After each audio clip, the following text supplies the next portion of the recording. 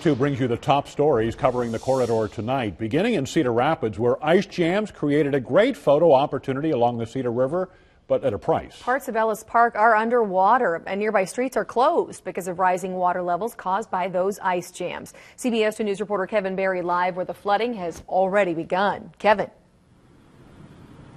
Well, Scott and Tiffany, just take a look across the river to the moving part of the water over there.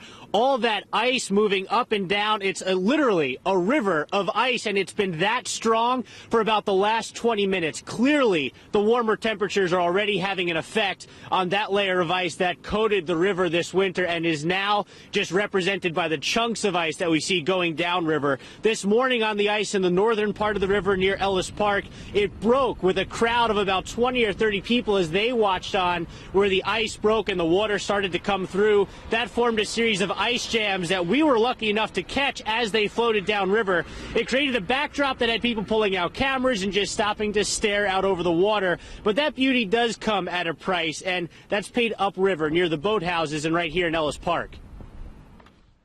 I think it looks beautiful. The ice is, I'm going to say 18 inches thick that's pushed up along the bank here, and it just, the amount of power, it's just looks so rugged. It's absolutely gorgeous. The good news is that the water levels have been going down, even in just the about hour that we've been out here. There was a watermark about out here earlier today that was up to about where I'm standing right now. Clearly, it's about 3 to 5 feet closer down, so that gives you an idea that the water level is going down. But take a look at this concrete kind of round stump here.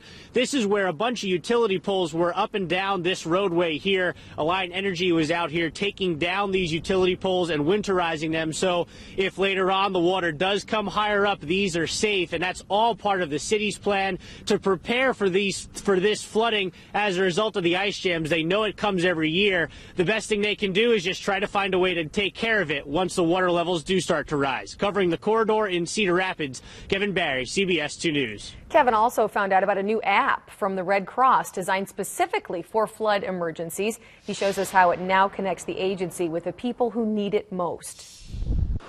When the worst damage happens, people turn to first responders, their neighbors, and even organizations like the Red Cross for help. It looks like it's easy to read. I think this is a pretty good app. Now, the Red Cross is helping you turn to your phone, too, thanks to its new flood app. It's for people who, do live in those flood-prone areas, but also for people who, have a tendency to be in areas that are flash flood-prone. It brings a 21st century approach to a type of natural disaster that people have dealt with for ages. So there we have the toolkit. So the right before, the after, plan ahead, and during. I like that it says, make a plan so you can think about it beforehand. When it's time to clean up, tips for how to stay safe and how to prepare an insurance claim, making sure you don't miss anything. The more you have all of these things together, as scary and as much as we don't want to think about it, it's better to have all that ready, because then on the back end, you're probably going to be able to move forward a little bit quicker. For Tom Thompson, an app on a smartphone isn't going to solve all the problems if disaster strikes,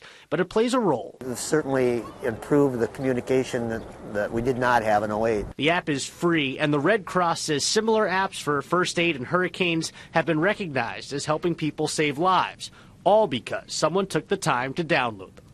Covering the corridor in Cedar Rapids, Kevin Barry, CBS 2 News. The app has an I'm Safe feature that delivers a pre-programmed message to friends and family on the user's command, quickly letting them know that if the user is safe, you'll hear about it. The Red Cross says that lets flood victims focus on the other important tasks instead of individually contacting loved ones.